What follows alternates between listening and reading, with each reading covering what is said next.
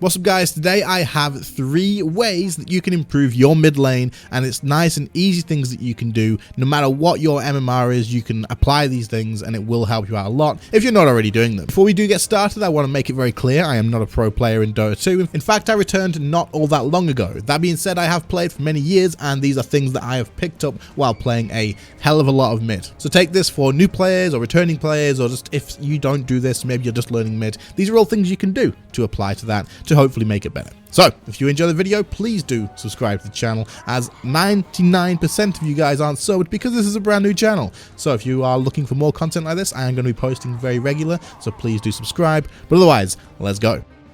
Okay, so as mentioned, all of these ways are nice and easy to actually apply. They are habits basically that you're going to want to get into and will change your gameplay a hell of a lot. So we're going to start off with map awareness for missing. Now, of course, you guys know, of course I need to check my map for missing. That is not specifically what we are talking about. What we are talking about is do not rely on your side lanes to call missing. This is a habit that is useful if you're playing with friends and you are in a voice call, and in that situation is good. And of course, if they do call it anyway in a pub, then do take advantage of it and listen to them, because they've called it for a reason. That being said, I will never ever blame my side lane for situations where the bottom lane or the top lane is missing and I end up getting ganked, because guess what? I have a map as well, and I have the exact same vision of them. So, if you are missing someone from the side lane and you do get ganked by them, at the end of the day, you know you're in a pub, you know you can't really rely on them to call every single missing, so you are better off checking your map consistently over and over and over again to make sure that you notice if someone is missing. Basically, when you look at a lane, don't just look to see if there's an enemy hero icon on there. If you see one missing icon, like say the support's missing, a disruptor's missing or something like that, but the enemy carry is in lane farming, then you need to be aware that support is missing. Now, if for the next like 10 seconds you keep checking and that support has not returned or not been showing once, then you need to be aware that you could be about to get ganked. That is down to you. So if you recognize that, yes, you also have the same map and the same vision as your allies, and you apply this habit to yourself and this sort of way of thinking, you will, one, not only improve your own actual map awareness, because you are thinking, you know what, I'm not trusting my allies, even if they've done a couple of calls already, I'm not trusting them, not because they can't be trusted, but because they may be busy doing other stuff as well. They may have been fighting with the carry, but the support's actually not there. They may be busy just in general with other things. Keep this in mind and let that actually fall on your own shoulders. And even if someone does go missing, don't expect an apology. And if they do apologize, just say to them, it's fine, it's my fault, I can see the map too, don't worry about it. Not only will this improve the morale for your games as well, but it'll make them appreciate you a lot more too. If when they don't call missing and you maybe see the enemy support turn up mid, you don't go, oh, for God's sake, the freaking bottom lane support is in middle lane and you didn't call it, blah blah blah. Just say, yo, I've got your disruptor in mid, no worries dude, just letting you know that he's not there so you can apply pressure to the carry. Like, you can do that. You can absolutely do that. You can say, yo, your support's in mid, so you're all good to put pressure on the carry. I'm fine, don't worry about it, everything's good. Like, that's so much better than going, oh yeah, you didn't call missing on the... Do you see what I mean? This sort of thing is huge, and it will make a big difference, not only for the actual game, but on your stress levels as well. Okay, next one. Let's talk about the next one. Very much similar to how you can't expect your allies to call missing, you need to be the king of calling missing on your mid lane. Now, this may seem like, well, if I'm making sure that my side lanes are missing, does that also mean that I basically don't have to call miss either, because that's their fault too? Well, technically in a way, yes, but also, no. You have the opportunity to be incredibly clear with your communication. It's a pub, yes. You can't expect random pubs to do this, but you can expect for you to do it yourself and communicate very clearly. Now, when people are in mid and you're laning, and I am guilty of this too, when the enemy mid goes missing, I just ping the thing at the top of the portrait at the top that says this person is missing, and I leave it at that sometimes. Most of the time though, I go out of my way to ensure that I communicate this incredibly clearly. Whether you are typing a message to say, hey look, this person's missing, top lane, you're overextended, please get back, but obviously in shorter words, or you just use your mic and just say, hey top, you're overextended and mid's missing, please move back. Like, just get back just for a minute until I know where they are, just move back and just watch out. They're missing, they could have smoked, they could have got an invis rune, anything like this. The second your mid laner is out of sight, ping that thing, and if they're gone for more than a couple of seconds and you see that your side lanes are overextended and in any way whatsoever that they're open for a gank, tell them to get the F back. Do not just ping the thing over and over again, because they're fighting, they're maybe looking to get a fight. They're not going to notice your pings in a lot of situations. Get on your mic or write out a message that tells them clearly to get the frick back because they're about to die. Make it obvious. Don't shout at them. Do not shout down the mic at them. That is pointless. Just go, yo, bot lane, you're about to get ganked. Trust me, mid's missing, they're coming bottom, get back.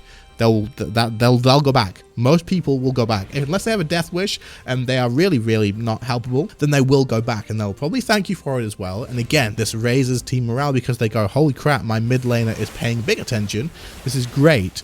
This is a good thing. Trust me, you want to be doing this. The same goes for the other things as well. Now, the reason you should be good at this and better than your side laners at this is because if you play a lot of mid, you are going to be wanting to gank as well, which means you know when a lane is gankable. If they are sitting by their tower, the enemy is sitting by the tower, you're not going to walk down there and gank that lane. But if they're pushed up and out of position, you will want to gank that lane because that's the place to go. They're overextended. You know you can get to them so long as a ward doesn't spot you. So you smoke up or you go around the jungle or something to make sure you avoid the ward and you go for a gank. You know this information. You know how this works. So when your enemy mid is missing for more than a few seconds, you need to be looking on that map and looking as if you are that mid and go, where would I gank on my team? Who would I be ganking right now? Who is overextended? And then warn the freaking crap out of them. If you can't actually find anyone, then warn both and just say, hey, both lanes, mid missing, please both of you get back, and convince them. Waste this guy's time. Please do not give him a kill. Let him waste his time. If it's 30 seconds, 40 seconds, then he comes back to lane, he's missed a full creep wave. This benefits you, it benefits your allies, it benefits the entire team, which in turn benefits your win rate and your MMR as well. So communication is key. Who would have known? Okay, this final one is not so much about communication. It is more about your own sort of decisions, and this is one decision that I do almost every single game, if it is possible. That is, at the beginning of the game, buy yourself a mid observer ward. If you can buy yourself a mid observer ward, if the other supports haven't taken it, or they have a specific need for wanting it, then grab yourself an observer ward. You want it in mid, it is going to help you out a lot. It's definitely something you want to do. Keep in mind that any other lane, including yourself as well, if you don't get one at the start, the next observer ward becomes available very quickly. So you can just queue it up in your quick buy, and the second it's available, fly out to yourself and use that too. So this is great, this is helpful. The next thing that I would suggest you do though is at around about the 4:30 mark, 30 seconds before the first night time in this patch at least, you want to be queuing up and buying another observer ward if available. If it's not available, queue it up and then get it as soon as you can. If there is one available, buy it, fly it out to yourself because you want this for nighttime vision. Not only that, but if you place a ward around about 5 minutes, it is obviously going to be up there available for when you have the 6-minute rune spawn as well. The 6-minute rune could be your first option to gank a side lane if you get a good rune like a haste or a double damage or anything like that that could help you get into a lane to gank.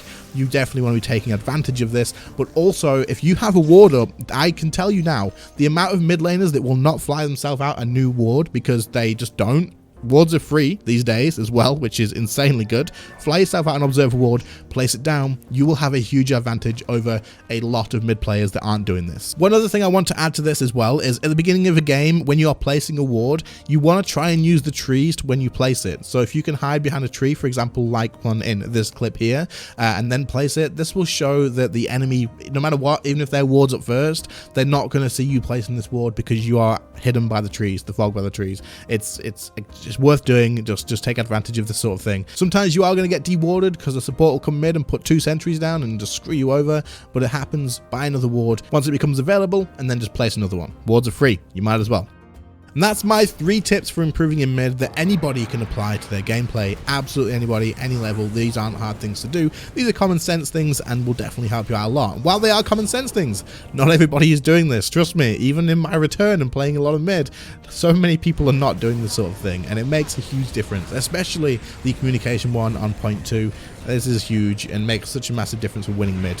It really does. I hope you guys enjoyed the video. If you did, please do subscribe to the channel. It will help me out a hell of a lot, and I do plan on posting a lot of regular content as well. There's already quite a lot of content on the channel too, and it's very different in between clips, in between little tips and stuff, in between little guides, all that sort of stuff. So hopefully you enjoy the content that I do post. Anyway, thanks all for watching. I appreciate it, and I'll catch you all in the next one. See you later, guys. Bye.